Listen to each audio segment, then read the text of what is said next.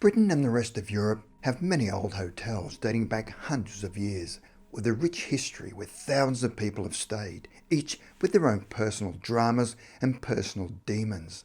As these people check out of their rooms, they may leave physically, but in some cases they may leave a strong emotional imprint that may terrify future guests.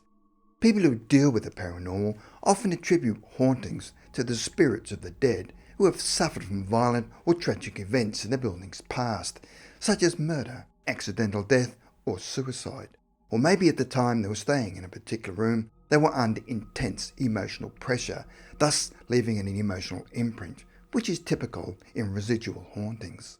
The following hotel is a case in point, where two young women who were guests at the hotel found they were sharing their room with another uninvited guest or guests who, for whatever reason, had not left, and any future guests continued to be traumatized until the spirit or entity decides to leave on their own accord, or need to be exorcised, or the emotional occurrences suddenly cease for no reason.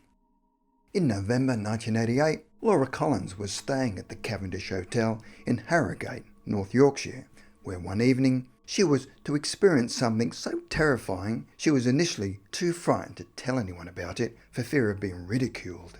Laura and a work colleague had driven to the hotel, which was approximately 1.5 hours from her work, because the following morning she was to have a typing exam. Although Laura and the other woman were not close friends, they did know each other from work. They arrived at the Cavendish Hotel around 7:30 p.m, and after completing the usual formalities, had dropped their bags off in their respective rooms and went downstairs to have dinner.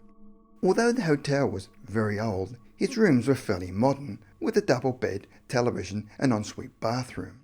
As there was not much else to do around the small town, after dinner they each went to their separate hotel rooms to settle in for an early night. Laura initially watched some television before relaxing in a bath, and then watched some more TV before jumping into bed, and quickly drifted off to sleep. Sometime during the night, Laura was suddenly awoken as she felt the bed dip next to her. She later claimed that it felt as if someone had suddenly sat down. At this stage, she had not turned on the light, and with her eyes still closed, she put her hand out and felt a distinct hollow in her bed.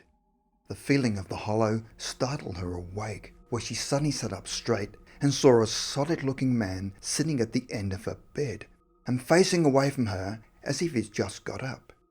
The man was in red and white striped pyjamas and was bending over to put on his bedroom slippers. She described the man's physical appearance as looking old and balding, with grey hair around his ears and the back of his head. He was short in stature, but she never saw his face, as the whole time he had his back to her. The strangest thing was that as he was carrying out this morning ritual, he was totally oblivious of Laura staring at him in the bed next to him. However, Laura was not sitting in the bed casually observing the old man, as she was absolutely terrified and was holding back a loud scream. But she was too scared to let out any sort of utterance in case he turned around and suddenly noticed her sitting there. But there was no doubt in Laura's mind that this man was real, as he looked solid. But before she could make any further decisions on what to do next, the man then stood up, walked towards the window, and promptly vanished into thin air. At that point, Laura had still not screamed. For the rest of the night, she could not get back to sleep and sat there with the light on. Strangely though, the following day, driving back to work with a work colleague, and without any comments by Laura, her colleague said that the previous night, as they were having dinner together, she'd wanted to tell her about a friend of hers who'd had a nasty experience in the very room that Laura had stayed in, but decided not to tell her for fear of upsetting her stay there. For some unusual reason, Laura had still kept quiet about her experience, but did ask her colleagues the name of the person who'd had the nasty experience in the room.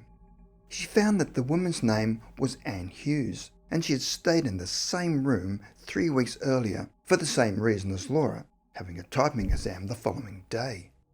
Anne claimed she'd been asleep and was suddenly woken by a loud bang. She'd found that her bedside lamp was now lying at the foot of her bed and was a considerable distance from where it originally stood next to her bed. She said there was no way she could have knocked over the lamp in her sleep so that it landed so far from her bed. Anne also said that As she was sitting staring at the lamp, she felt the presence of someone sitting in the bed next to her. But unlike Laura, she had no visual sighting of an old man or anybody else. However, her unusual experience did not end there when she noticed that her thumb was badly swollen. And when she went to the hospital to have it checked out, they told her it looked like a bite mark. She was advised to have a tetanus injection, but was baffled as to how something could have bitten her thumb so badly while she was asleep in bed.